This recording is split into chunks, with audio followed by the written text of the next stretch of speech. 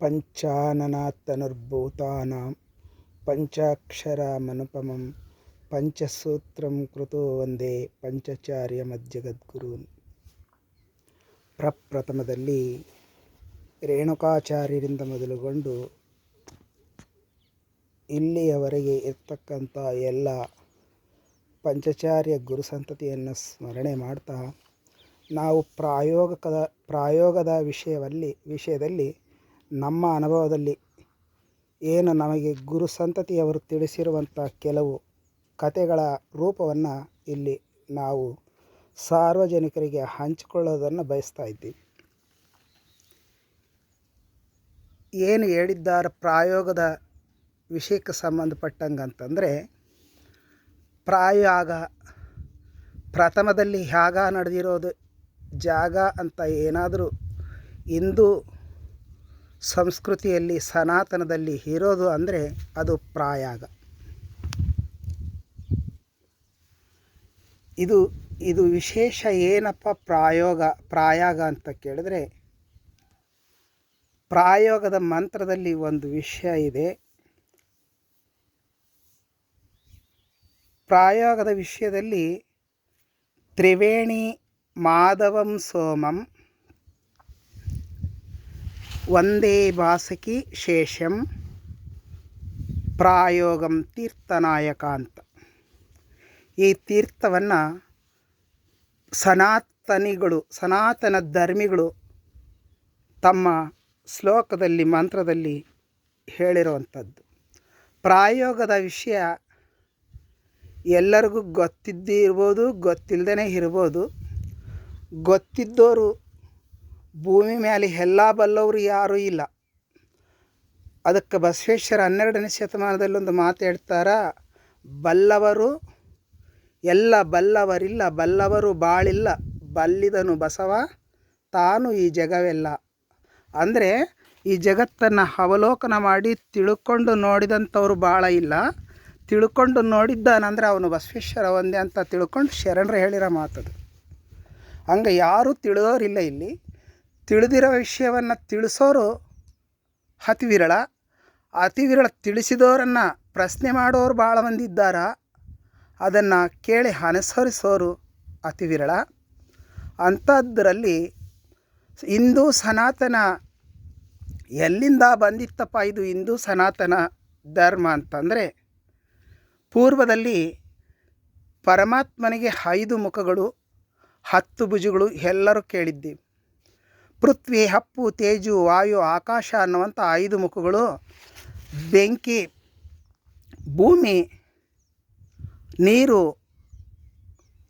ವಾಯು, ಬೆಂಕಿ, ಗಾಳಿ 5 ಮುಖಗಳು. ಆತ ಭಗವಂತನಿಗೆ 5 ಮುಖಗಳು. ಪಂಚಮಹಾಭೂತಗಳು ಇವತ್ತೇನು ನಮ್ಮ ಕಣ್ಣಿಗೆ ಕಾಣುವಂಥ ಈ ಜಗತ್ತು, ಗಾಳಿ, ಭೂಮಿ, ಅವಕಾಶ, ಬೆಂಕಿ ಮತ್ತು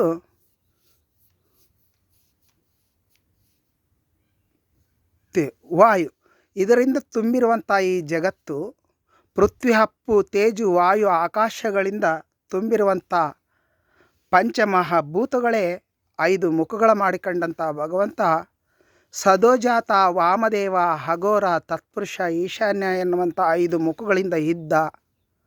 ಆತನಿಂದನೇ ಈ ಜಗತ್ತು ಸೃಷ್ಟಿ ಅಂತ ಕಥೆಗಳು ಹೇಳ್ತಾ ಇದ್ದಾವ, ಪುರಾಣ ಹೇಳ್ತಾ ಇದ್ದಾವ, ಶ್ರುತಿಗಳು ಹೇಳ್ತಾ ಇದ್ದಾವ. ಆ ಭಗವಂತ 10 ಅವತಾರಗಳನ್ನು ಮಾಡಿದ. 10 ಅವತಾರಗಳಲ್ಲಿ ಆ 10 ಅವತಾರಗಳನ್ನು ದ್ವಾಪರಾಯುಗದಲ್ಲಿ ದ್ರೌಪದಿ ದೇವಿ ಕೃಷ್ಣನನ್ನು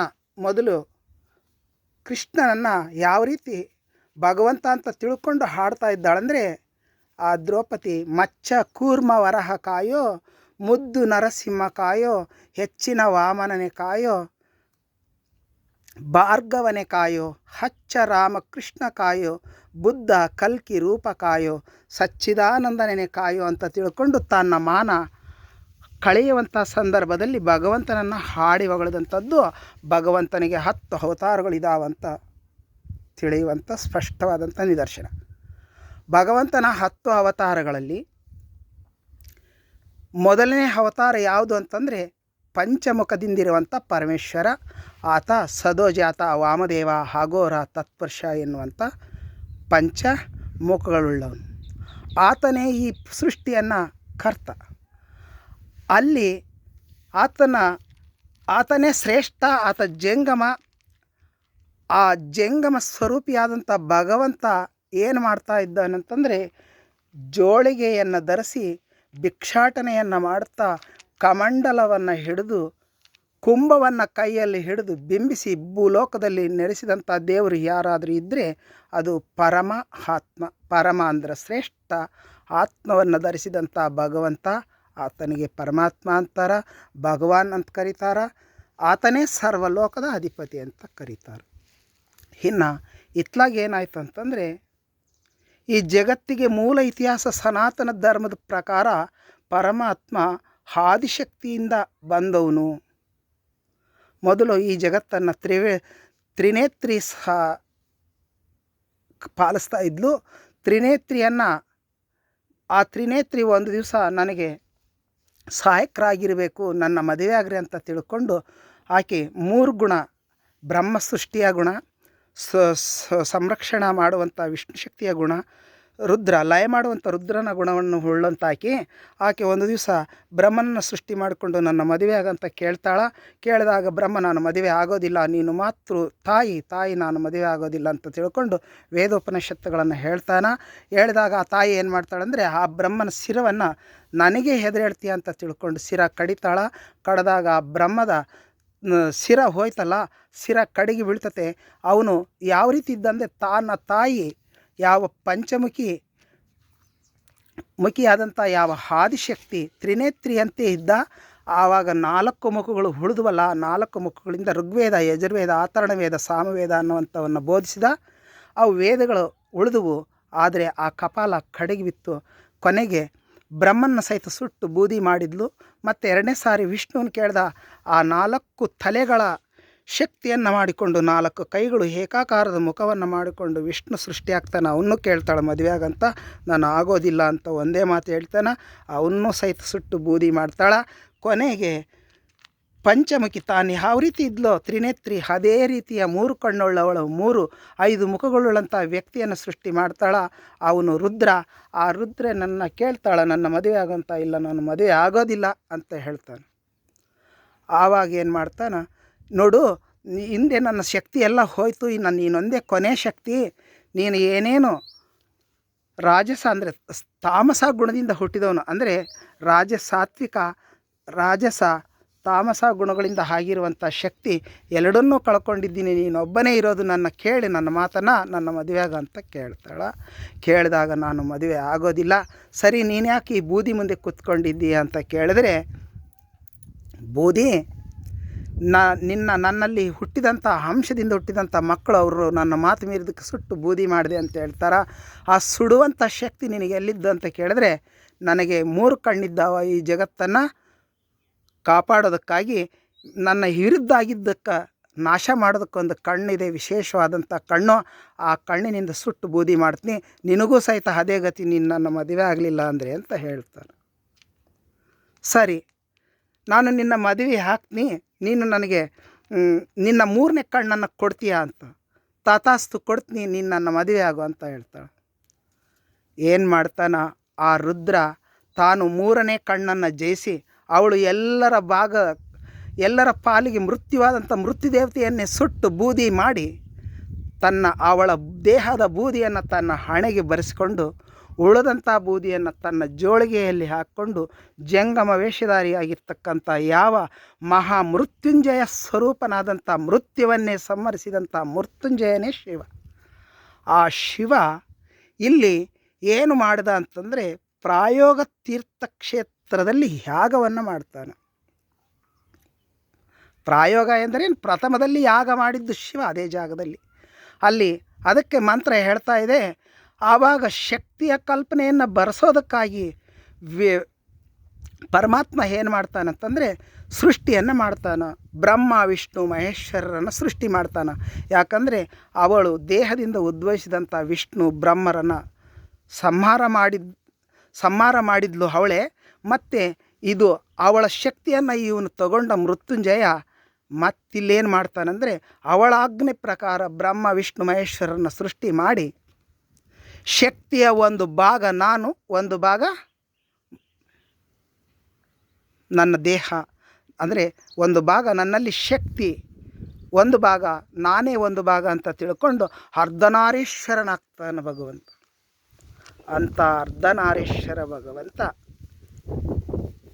ಏನು ಮಾಡ್ತಾನಂತಂದರೆ ತಾನು ಸನಾತನಿ, ಆಗಿಲಿಂದನೂ ಹೀರೋನು, ಮುಂದೇನೂ ಹೀರೋನು, ಹಿಂದಿನಿಂದನೂ ಹೀರೋನು. ಅಂಥ ಸನಾತನ ಧರ್ಮಿಯಾಗಿರ್ತಕ್ಕಂಥ ಭಗವಂತ ಪ್ರಾಯೋಗ ತೀರ್ಥದಲ್ಲಿ ತಾನೇ ವಾಸವಾಗಿ ಇರುವಂಥ ಸಂದರ್ಭದಲ್ಲಿ ಏನು ನಮ್ಮ ಪೂರ್ವಿಕರು ಸನಾತನ ಧರ್ಮಿಗಳಾಗಿರ್ತಕ್ಕಂಥ ನಾಥ ಸಂತತಿಯನ್ನು ಸೃಷ್ಟಿ ಮಾಡ್ತಾನೆ. ಜಂಗಮನು ನಾಥ ಸಂತತಿಯನ್ನು ಸೃಷ್ಟಿ ಮಾಡ್ತಾನೆ. ನಾಥ ಸಂತತಿಯನ್ನು ಸೃಷ್ಟಿ ಮಾಡಿದಾಗ ಇಲ್ಲಿ ನಾವು ಹೇಳ್ತೀವಿ ಗುರು ಬ್ರಹ್ಮ, ಗುರು ವಿಷ್ಣು, ಗುರುದೈವೋ ಮಹೇಶ್ವರ ಅಂತ. ಕೊನೆಗೆ ಆ ಮಂತ್ರದ ಶ್ಲೋಕವನ್ನು ಮುಗಿಸುವಾಗ ನಾವು ಹೇಳ್ತಾ ಇದ್ದೀವಿ, ಸರ್ವಲೋಕ ಶರಣ್ಯಾಯ ಸಾಧುರೂಪಾಯ ಮಂಗಳಂ ಗುರುದೇವಾಯ ಮಹಾನ್ಮೀಯ ಗುಣಾತ್ಮನೇ ಸರ್ವಲೋಕ ಶರಣ್ಯಾಯ ಸಾಧುರೂಪಾಯ ಮಂಗಳಂ ಅಂತ ನಾವು ಹೇಳ್ತೀವಿ. ಅಂದರೆ ಪರಮಾತ್ಮ ಸಾಧುರೂಪ ಅಂತ ನಾವು ಒಪ್ಕೊಳ್ತೀವಿ ಶ್ಲೋಕದಲ್ಲಿ ಹೇಳೋದ್ರದಿಂದ.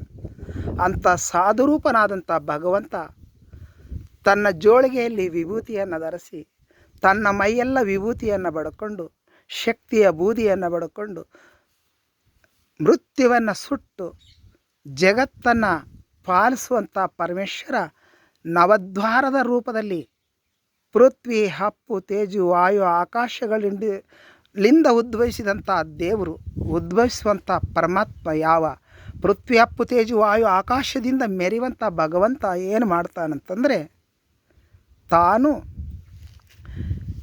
ನವನಾಥರ ರೂಪದಿಂದ ಭೂಮಿ ಮೇಲೆ ಅವತಾರ ಮಾಡ್ತಾನೆ.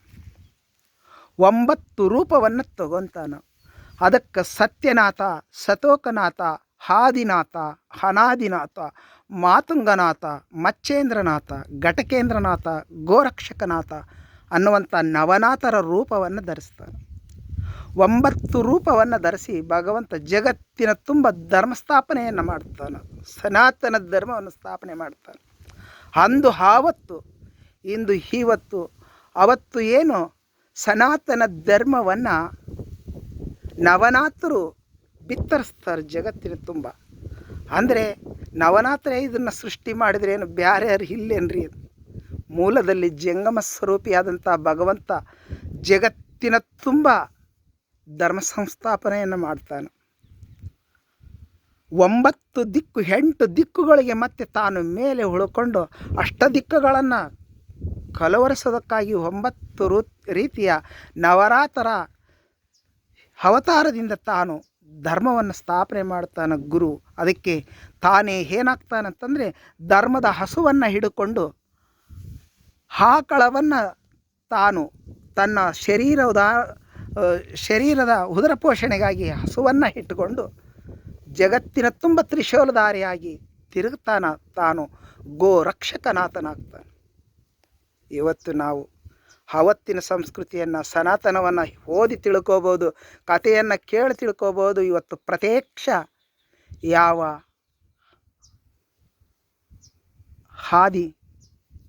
ಆದಿತ್ಯನಾಥ ಇವತ್ತು ಆತನೇ ಅಂದ್ಕೊಂಡ್ಬಿಡ್ಬೋದು. ನವನಾಥರಲ್ಲಿ ಒಬ್ಬಾತ ಅಂದ್ಕೊಂಡ್ಬಿಡ್ಬೇಕು. ಆ ಏನು ಉತ್ತರ ಪ್ರದೇಶದ ಪ್ರಾಯೋಗ ತೀರ್ಥದಲ್ಲಿ ಮಾಡಿರುವಂಥ ಏನು ಘನ ಚಮತ್ಕಾರವನ್ನು ನೆನೆಸಿದರೆ ಮೈ ಜಿನ್ ಅಂತತಿ. ಯಾಕಂದರೆ ಯಾವ ಮಹಾರಾಜರು ಸಹಿತ ಇಂಥ ಯಾಗವನ್ನು ಮಾಡಿಸಿಲ್ಲ. ಯಾಗ ಅಂತಂದರೆ ಇಂಥ ಯಾಗವನ್ನು ಯಾರೂ ಮಾಡಿಸಿಲ್ಲ. ಭೂಮಿ ಮೇಲೆ ನಾವು ದೇವರನ್ನು ಯಾರೂ ಕಂಡಿಲ್ಲ. ಸುಮ್ಮನೆ ಕಥೆಗಳನ್ನು ಕೇಳಿದ್ದೀವಿ. ನಾವು ಕಥೆಯನ್ನು ಕೇಳಿ ಸಾಧನೆಯಿಂದ ಹೊಂಟೀವಿ ಅಷ್ಟೇ. ಪ್ರತ್ಯಕ್ಷ ನೋಡ್ತಾ ಇದ್ದೀವಿ ಅಂತಂದರೆ ಇವತ್ತು ಆದಿತ್ಯನಾಥನನ್ನು ನೋಡಿದರೂ ನಾವು ಇಂದಿನ ಆದಿತ್ಯನಾಥರ ಜ್ಞಾಪಕ ಮಾಡಿಕೊಳ್ಳಲೇಬೇಕು. ಆತ ಸಂತನೇ ಅಂತ ತಿಳ್ಕೊಳ್ಳೇಬೇಕು. ಅಷ್ಟು ಅಗಾಧವಾಗಿ ವಿಶಾಲವಾಗಿ ದೊಡ್ಡ ಮನಸ್ಸಿನ ಭಗವಂತನ ಸ್ವರೂಪವಾದಂಥ ಯಾಗವನ್ನು ಎಲ್ಲರಿಗೂ ಹಡಿ ಮಾಡಿದ್ದಾರ. ಆ ಪುಣ್ಯಾತ್ಮರು ತಾವು ಭಗವಂತನ ಸ್ವರೂಪರೇ ಅಂತ ತಿಳ್ಕೊಂಡು ನಾವು ಹೊಗಳೋದ್ರಲ್ಲಿ ತಪ್ಪೇನು ಇಲ್ಲ ಇಲ್ಲ ಇಲ್ಲ ಅಂತ ಹೇಳ್ಬೋದು. ಅಲ್ಲಿ ಮಾಡಿರುವಂಥ ಪ್ರತಿಯೊಂದು ನೋಡಿದರೆ ಆಶ್ಚರ್ಯಕರವಾಗಿರುವಂಥದ್ದು. ವಿಶಾಲವಾಗಿ ಸುತ್ತಳತೆಯಿಂದ ಲೆಕ್ಕ ಹಾಕಿದರೆ 40-50 ಕಿಲೋಮೀಟರ್ಗಳ ಸುತ್ತಳತೆಯ ಜಾಗವನ್ನು ಕುಟೀರಗಳನ್ನಾಗಿ ಮಾಡಿಸಿ, ಸಟ್ಟರ್ಗಳನ್ನು ಹಾಕಿಸಿ, ರೋಡ್ಡುಗಳನ್ನು ತಯಾರು ಮಾಡಿಸಿ ಯಾಗಕ್ಕೆ ಹಡಿ ಮಾಡಿಕೊಟ್ಟಂಥ ಪುಣ್ಯಾತ್ಮನನ್ನು ಎಷ್ಟು ಹೊಗಳಿದರೂ ಕಡಿಮೆ. ಮುಂದೆ ಯಾವ ರಾಜರೂ ಮಾಡೋದಿಲ್ಲ, ಹಿಂದೆ ಯಾವ ರಾಜ್ಯ ಸಹಿತ ಅಷ್ಟದ್ಭುತವಾದಂಥ ಶಕ್ತಿಯನ್ನು ಮಾಡಿಲ್ಲ. ಇದು ನಾನು ವೈಯಕ್ತಿಕವಾಗಿ ಹೇಳುವಂಥದ್ದಲ್ಲ, ಅಲ್ಲಿ ನೀವು ಯೋಚನೆ ಮಾಡಿ ನೋಡಿದವರಿಗೆ ಗೊತ್ತಾಗುವಂಥ ವಿಷಯ. ಇಷ್ಟು ಪ್ರಾಯೋಗದ ವಿಷಯ. ಇನ್ನು ಪ್ರಾಯೋಗದ ಮಂತ್ರಕ್ಕೆ ಹಿಂದಿನ ಕಾಲದಲ್ಲಿ ಇವತ್ತಿನ ಕಾಲದಲ್ಲಿ ಅಷ್ಟು ರೈಲುಗಳಿದ್ದಾವ, ಬಸ್ಸುಗಳಿದ್ದಾವ, ವಿಶಾಲವಾದಂಥ ಜಾಗ. ಅಲ್ಲಿ ಹೋಗಿ ಇಂದಿನ ಋಷಿ ಮಹರ್ಷಿಗಳು ಭಗವಂತನನ್ನು ಕಾಣೋದಕ್ಕೆ 100 ವರ್ಷ 150 ವರ್ಷ ತಮ್ಮ ಶರೀರದ ಮೇಲೆ ಪರ್ವೆ ಇಲ್ಲದಂಗೆ ಕಾದು ಕುಳಿತು ಭಗವಂತನನ್ನು ನೋಡಿದ್ದಾರಾ? ಈ ಕಾಲದಲ್ಲಿ ಇಷ್ಟು ಮುಂದುವರೆದಂಥ ಸಂಸ್ಕೃತಿ, ಇಷ್ಟು ಅಗಾಧವಾಗಿ ಬೆಳೆದಂಥ ಇವತ್ತಿನ ಇದರಲ್ಲೂ ಸಹಿತ ಅಲ್ಲಿ ಜನ ನೂಕು ನುಗ್ಗಲು ಮಾಡಿ ಜನನ ಕೊಂದರು ಅಂದರೆ ಅದು ನಾಚಿಕೆಗೇಡುತನ. ಯಾಕಂತಂದರೆ ನಾವು ಹೋಗಿದ್ದ ದಿವಸನೇ ಈ ಕೆಲಸ ಆಗೈತೆ. ಅವತ್ತು ಮೌನೇ ಅಮಾವಾಸ್ಯೆ ದಿವಸ ಅಂತ ಕೇಳಿ ಭಾಳ ಸಂಕಟದ ಮಾತು. ಇರಲಿ, ಪ್ರಾಯೋಗ ತೀರ್ಥಕ್ಕೆ ಜೀವನದಲ್ಲಿ ಒಮ್ಮೆಯಾದರೂ ಹೋಗಿ ಒಬ್ಬ ಹಿಂದೂ ತನ್ನ ಧರ್ಮವನ್ನು ಅಲ್ಲಿ ಸ್ಥಾಪಿಸಿ ತನ್ನ ಧರ್ಮದ ಅನುಸಾರವಾಗಿ ಧ್ಯಾನವನ್ನು ಕೇವಲ ಒಂದು ನಿಮಿಷದ ಮೊದಲಾಗಿ ಒಂದೇ ನಿಮಿಷವಾಗಲಿ ಕಣ್ಣು ಮುಚ್ಚಿ ತನ್ನ ಇಷ್ಟದೇವರನ್ನು ಧ್ಯಾನಿಸಿ ಆ ಪವಿತ್ರ ಅಮೃತದ ಹನಿಯಲ್ಲಿ ಮಿಂದು ಪಾವನರಾಗ್ರಿ ಅಂತ ತಿಳ್ಕೊಂಡು ನಾವು ಒಂದಿಷ್ಟು ಹೇಳ್ಬೋದು.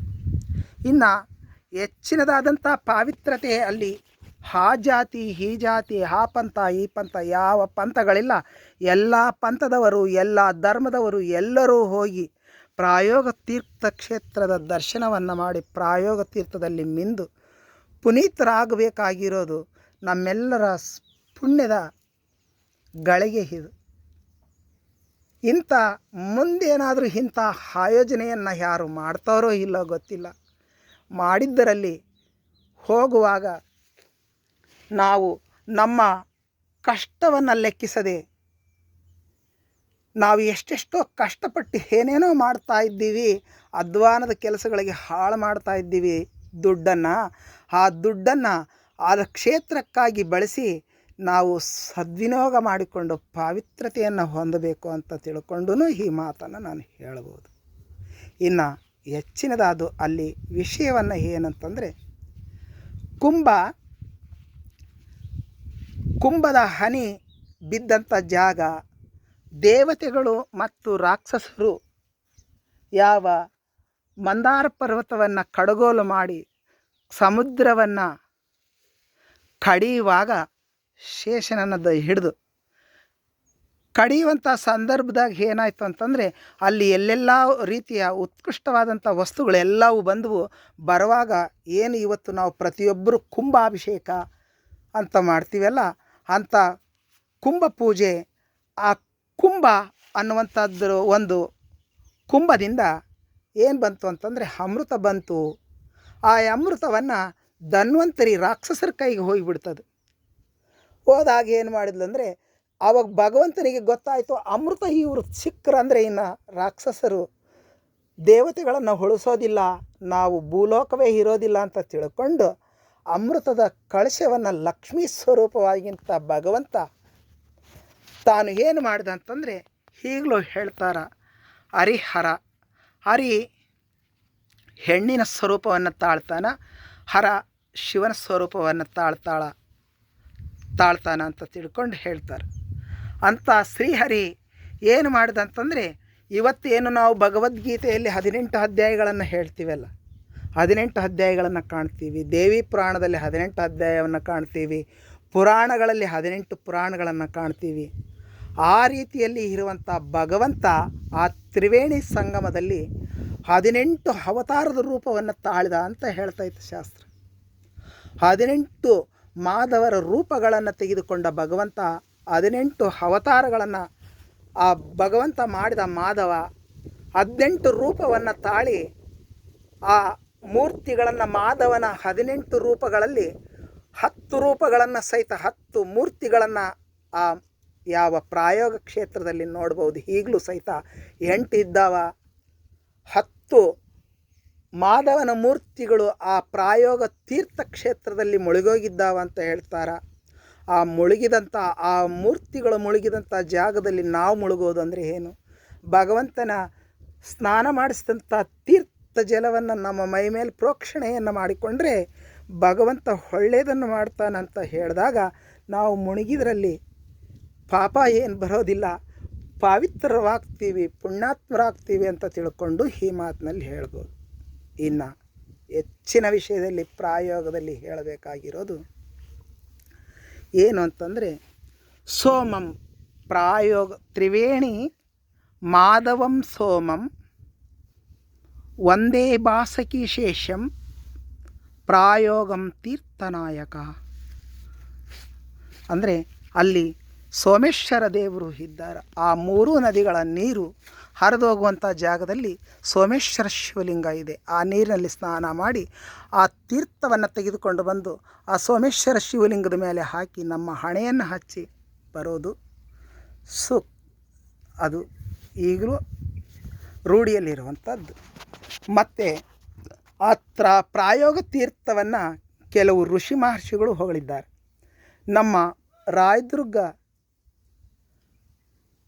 ನಮ್ಮ ಕರ್ನಾಟಕದ ಸಮೀಪದಲ್ಲಿ ಚಿತ್ರದುರ್ಗ ಜಿಲ್ಲೆಗೆ ಸಮೀಪದಲ್ಲಿರ್ತಕ್ಕಂಥ ರಾಯದುರ್ಗ ಗ್ರಾಮದಲ್ಲಿ ಗುಂತಕಲ್ಲು ಸಮೀಪದಲ್ಲಿರುವಂಥ ಚಿಪ್ಪಗಿರಿ ಬೊಮ್ಮಂ ಬಾಬಾರವರ ಶಿಷ್ಯನಾಗಿರ್ತಕ್ಕಂಥ ಶೇಖ್ ಅಬ್ದುಲ್ ಬಾಷಾ ಸ್ವಾಮಿಗಳು ತಮ್ಮ ಈ ಜಂಗಮದ ಬಗ್ಗೆ ಮತ್ತು ಲಿಂಗದ ಬಗ್ಗೆ ಹೇಳಿದ್ದಾರೆ.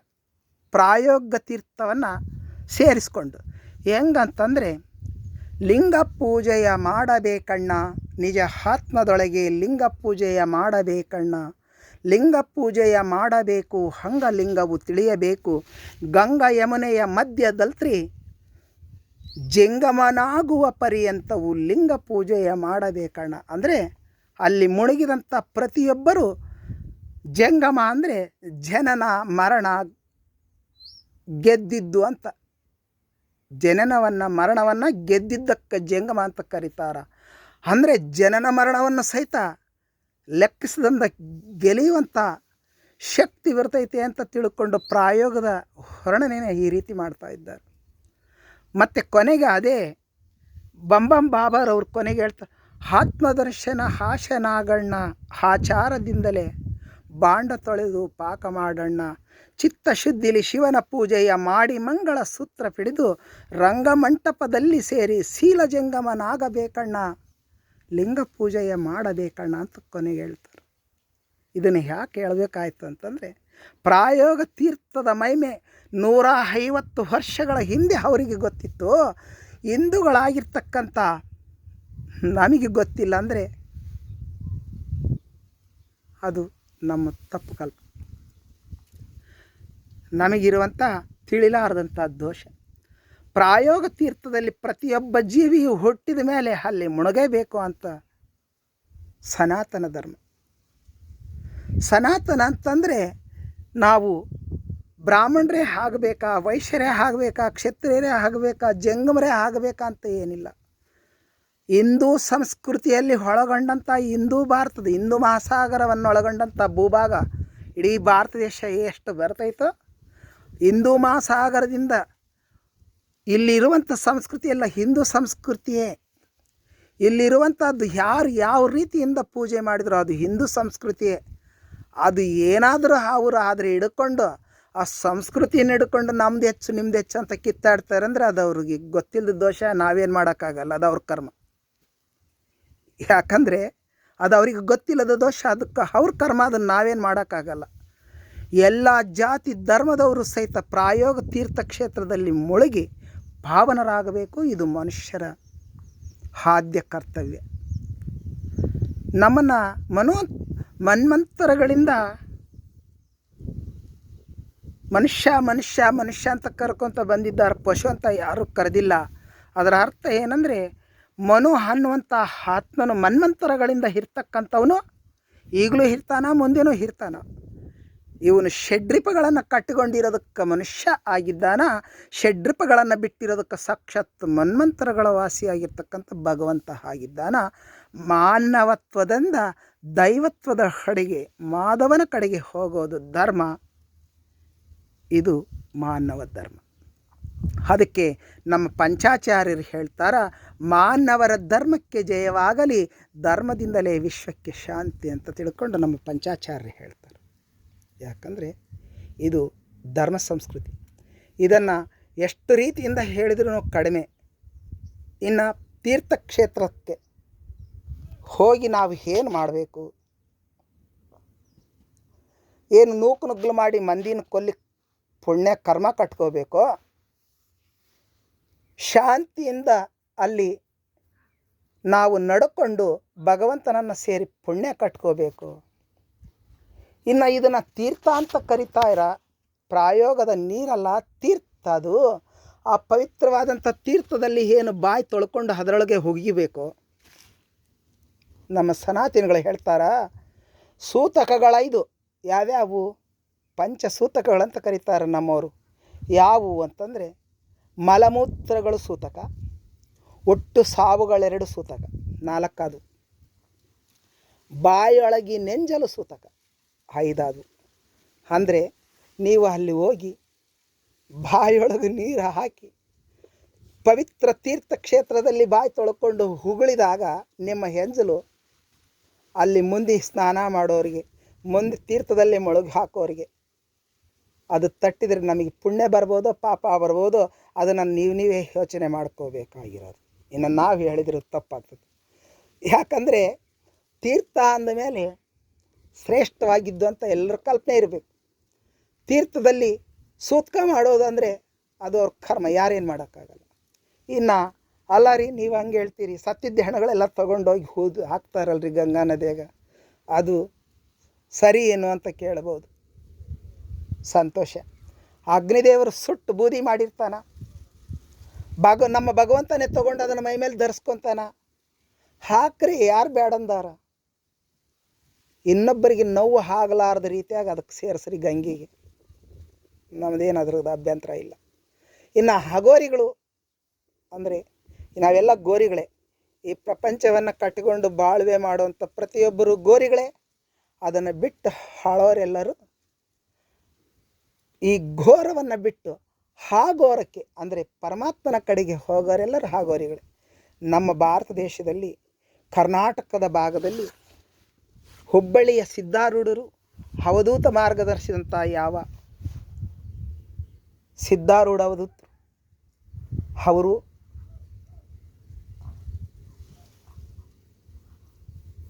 ಹಾಗೋರಿಗಳೇ. ಮತ್ತು ನಮ್ಮ ಕರ್ನಾಟಕದಲ್ಲಿ ಸಿದ್ಧಾರೂಢರೊಂದೇ ಅಲ್ಲ, ಜಡಸಿದ್ದೇಶ್ವರರು, ಶ್ರೀಶೈಲ ಪೀಠಾಧಿಪತಿ, ಒಬ್ಬ ಜಡಶಂಕರ ಅಂತ ಮಹಾತ್ಮರು ಪೀಠಾಧಿಪತಿಗಳು, ಅವರು ಸಹಿತ ಅಯೋಗಿಗಳೇ.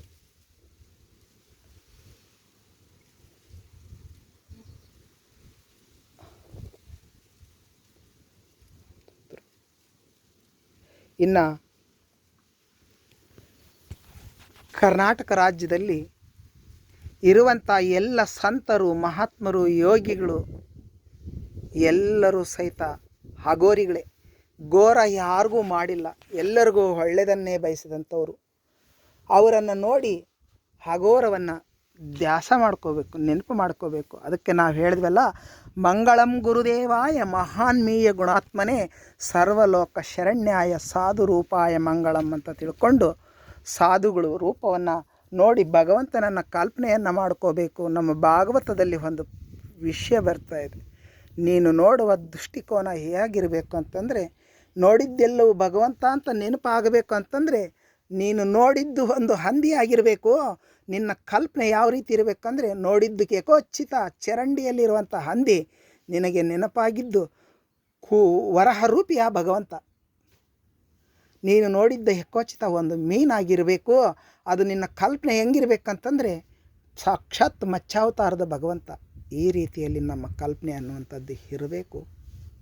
ಈ ರೀತಿಯಿಂದ ನಾವು ಪ್ರಾಯೋಗ ತೀರ್ಥಕ್ಷೇತ್ರವನ್ನು ಮುಳುಗಬೇಕು. ಇನ್ನು ಕೊನೆಯದೊಂದು ಮಾತು ಏನಂದರೆ, ಕೊನೆಯದಲ್ಲಿ ಪ್ರಾಯೋಗ ತೀರ್ಥಕ್ಕೆ ಹೋಗೋರೆಲ್ಲರೂ ಹೋಗಿ ಮೊದಲು ತಾವು ಭಗವಂತನನ್ನು ಸ್ಮರಣೆ ಮಾಡಿ ಒಂದು ಸಾರಿ ನೀರಿನಲ್ಲಿ ಮುಳುಗಾಕಬೇಕು. ಪರಮಾತ್ಮನಿಗೆ ನಮ್ಮ ಏನು ಕರ್ಮ, ನಮ್ಮದು ನಾವು ಮಾಡಿದಂಥ ಪೂಜೆ ಆತನಿಗೆ ಮುಟ್ಟುತ್ತದೆ.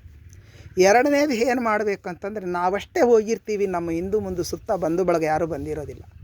ಅವರ ಹೆಸರುಗಳನ್ನು ಹೇಳಿಕೊಂತ ಮುಳುಗು ಹಾಕಿದರೆ ಅವ್ರಿಗೂ ಸಹಿತ ನಮಗೆ ಬಂದಂಥ ಪುಣ್ಯದಲ್ಲಿ ಅರ್ಧ ಪಾಲು ಬರ್ತೈತೆ ಅಂತ ಶಾಸ್ತ್ರಕಾರರು ಹೇಳ್ತಾಯಿರ. ಪುರಾಣಗಳು ಸಹಿತ ಹೇಳ್ತಾವೆ. ಅದನ್ನು ನಾವು ಹೇಳ್ತಾ ಇಲ್ಲ, ನಮ್ಮ ಮೈ ಮೇಲೆ ಹಾಕ್ಕೊಳ್ಳೋದಿಲ್ಲ ನಾವು. ಯಾಕಂದರೆ ಪದ್ಮಾವತಿ ಕಲ್ಯಾಣದಲ್ಲಿ ಒಂದು ವಿಷಯ ಬರ್ತೈತಿ. ಭಗವಂತನಿಗೆ ಮದುವೆಯನ್ನು ಮಾಡಬೇಕು ಅಂತ ತಿಳ್ಕೊಂಡು ಯಾವ ಶ್ರೀನಿವಾಸ ದೇವರಿಗೆ ಮದುವೆಯನ್ನು ಮಾಡಲಿಕ್ಕೆ ಬಗಳಾಂಬಿಮುಖಿ ಹೋಗ್ತಾಳ ಹೆಣ್ಣನ್ನು ಹುಡುಕಲಿಕ್ಕೆ. ಆ ಹೆಣ್ಣು ಹುಡುಕೋಕ್ಕೆ ಹೋಗುವಾಗ ಹೇಳ್ತಾರ, ಅಮ್ಮ ನೀನು ಮೊದಲು ಕಾಶಿ ಕ್ಷೇತ್ರಕ್ಕೆ ಹೋಗು, ಅಲ್ಲಿ ತೀರ್ಥದಲ್ಲಿ ಮುಳುಗು, ನಿಂದು ಒಂದು ಮುಳುಗಾಕು, ನಮಸ್ಕಾರವನ್ನು ಮಾಡು ವಿಶ್ವನಾಥನಿಗೆ, ನಂದು ಒಂದು ಮುಳುಗಾಕು, ನನಗೂ ಪುಣ್ಯ ಬರಲಿ, ನನ್ನ ಹೆಸರು ಹೇಳೊಂದು ಮುಳುಗಾಕು, ನನಗೂ ಪುಣ್ಯ. ಪ್ರಾಯೋಗ ತೀರ್ಥಕ್ಕೆ ಹೋಗು, ಅಲ್ಲಿ ನಿಂದು ಒಂದು ನಮಸ್ಕಾರ ಮಾಡಿ ಮುಳುಗು, ನಂದು ಒಂದು ನಮಸ್ಕಾರ ಮಾಡಿ ಮುಳುಗು ಅಂತ ಯಾವ ಶ್ರೀನಿವಾಸ ದೇವ್ರ ಪುರಾಣದಲ್ಲಿ ಬರ್ತೈತಿ, ಪದ್ಮಾವತಿ ಕಲ್ಯಾಣದಲ್ಲಿ ಬರ್ತೈತಿ. ಅವರು ಹೇಳಿದ್ದಾರ. ಆದ್ದರಿಂದ ನಾವು ಆ ರೀತಿಯನ್ನು ಅನುಸರಿಸಿದರೆ ಅವರಿಗೆ ಮಾಡುವಂಥ ನಿಜವಾದ ಪೂಜೆ ಆದೀತು ಅಂತ ತಿಳ್ಕೊಂಡು ನಾವು ಈ ಜಗತ್ತಿನ ಜನಗಳಿಗೆ ಹೇಳ್ಬೋದು. ಈ ರೀತಿಯಾದಂಥ ಪರಮ ಪವಿತ್ರದ ಪ್ರಾಯೋಗ ತೀರ್ಥ ಸರ್ವರೂ ಮುಳುಗಬೇಕಾಗಿರುವಂಥ ಕ್ಷೇತ್ರ. ಮುಳುಗಿ ಉದ್ಧಾರ ಆಗ್ರಿ, ಎಲ್ಲರೂ ಮುಳುಗುವಂತೆ ವಿಚಾರವನ್ನು ತಿಳಿಸಿರಿ. ಯಾಕಂದರೆ ಅದು ಪ್ರತಿ ಬರೋದಲ್ಲ. ಒಂದು ಸಾರಿ ಪುಷ್ಕರಾಲ ಅಂತ ಬಂದರೆ 3 ದಿವಸ ಇರ್ತಾವ, 9 ದಿವಸ ಇರ್ತಾವ ಅಂತ ಹೇಳ್ತಾರ. ಪ್ರಾಯೋಗ ತೀರ್ಥ ಕ್ಷೇತ್ರದಲ್ಲಿ ಅದು 3 ತಿಂಗಳವರೆಗೆ ಮುಳುಗಬಹುದು. ಸರ್ಕಾರದ ಒಂದು ನೇಮ, ಆ ನೇಮಾವಳಿ ಪ್ರಕಾರ ಅವರು ಏನು ಮಾಡಿದ್ದಾರೆ ಅಂದರೆ ಕುಂಭವನ್ನು ಆಯೋಜಿಸಿದ್ದಾರೆ. 40 ದಿವಸಗಳ ಕುಂಭ. ಇದು 45 ದಿವಸ ಮಾಡಿದ್ದಾರೆ ಅವರು. 45 ದಿವಸದ ಉದ್ದೇಶ ಏನಂತ ತಿಳ್ಕೊಂಡ್ರೆ, ಅಲ್ಲಿ ಕುಂತು ಯಾಗವನ್ನು ಅಂದರೆ ಪೂಜೆಯನ್ನು ಮಾಡೋರು, ಯತಿಗಳು, ಋಷಿಗಳು, ಮಹರ್ಷಿಗಳು, ತಪಸ್ವಿಗಳು, ಧ್ಯಾನಿಗಳು, ಗೋರಿಗಳು, ಅಗೋರಿಗಳು ಎಲ್ಲರೂ ಸೇರಿಕೊಂಡು ಧ್ಯಾನವನ್ನು ಮಾಡೋದಕ್ಕೂ ಇಂತಿಷ್ಟು ಅಂತ ನಿರ್ಧಾರದ ಟೈಮ್ ಐತೆ. ಆ ಟೈಮಿನಲ್ಲಿ ಜಲಚರ ಪ್ರಾಣಿಗಳು ಸಾಮಾನ್ಯ ಜನರಿಗೆ ತೊಂದರೆ ಮಾಡಬಾರ್ದಂತ ತಿಳ್ಕೊಂಡು ಅಷ್ಟು ಟೈಮನ್ನು ಅವರು ನಿರ್ಧಾರ ಮಾಡಿ ಅದನ್ನು ಬಹಳ ಸುಂದರವಾಗಿ ಆಯೋಜನೆ ಮಾಡಿದ್ದಾರೆ. ಅದನ್ನು ಹೇಳೋಕ್ಕಾಗೋದಿಲ್ಲ, ಅಷ್ಟು ರೀತಿಯಿಂದ ಆಯೋಜನೆ ಮಾಡಿದ್ದಾರೆ. ಜನಗಳಿಗೆ ತೊಂದರೆ ಆಗಬಾರ್ದಂತ ಅವರು ಅಲ್ಲಿ ಕೂತ್ಕೊಂಡು ಯತಿತತಿಗಳು, ಋಷಿ ಮಹರ್ಷಿಗಳು, ಯೋಗಿಗಳು, ಸಂತರು, ಸಾಧುಗಳು ಎಲ್ಲರೂ ಅವರು ಮಂಡಲವನ್ನು ಆಚರಣೆ ಮಾಡಲಿ. ಮಂಡಲ ಪೂಜೆಯನ್ನು ಮಾಡೋದಾಗಲಿ, ಹರಮಂಡಲ ಪೂಜೆಯನ್ನು ಮಾಡೋದಾಗಲಿ, ಕೇವಲ ನಾವು ಏನು ಹೋಗಿ ನಾವಿಲ್ಲೆಲ್ಲ ಲಂಪಟೆಯನ್ನು ಕಟ್ಟಿಕೊಂಡು ಇಷ್ಟೆಲ್ಲವನ್ನು ಬಿಟ್ಟೋಗಿ ಒಂದು ದಿವಸದ ಮಟ್ಟಿಗೆ 10 ನಿಮಿಷ, 15 ನಿಮಿಷ, ಗಂಟೆ, ಅರ್ಧ ಗಂಟೆವರೆಗೆ ಧ್ಯಾನವನ್ನು ಮಾಡಿ, ಆ ನದಿ ತೀರದ ಸ್ನಾನವನ್ನು ಮಾಡಿ, ಧ್ಯಾನವನ್ನು ಮಾಡಿ, ಭಗವಂತನ ಸ್ಮರಣೆಯನ್ನು ಮಾಡಿ ಬಂದರೆ ನಮಗೂ ಸಹಿತ ಪುಣ್ಯ ಬರೋದರಲ್ಲಿ ಸ್ವಲ್ಪವೂ ಸಹಿತ ಅನುಮಾನ ಇಲ್ಲ. ಯಾಕಂದರೆ ನಾವು ಮಾಡಿದ್ದಲ್ಲ, ಇದು ಋಷಿ ಮಹರ್ಷಿಗಳು ಮಾಡಿದ್ದೂ ಅಲ್ಲ, ಸಾಕ್ಷಾತ್ ಭಗವಂತನ ಸ್ವರೂಪಿಯಾದಂಥ ವಿಷ್ಣು ಪರಮಾತ್ಮ ಮತ್ತು ಶಿವ ಮಾಡಿರುವಂಥ ಪ್ರಾಯೋಗ ತೀರ್ಥ ಅಂತ ತಿಳ್ಕೊಂಡು ಹೇಳಿ ಮುಕ್ತಾಯವನ್ನು ಮಾಡ್ಬೋದು.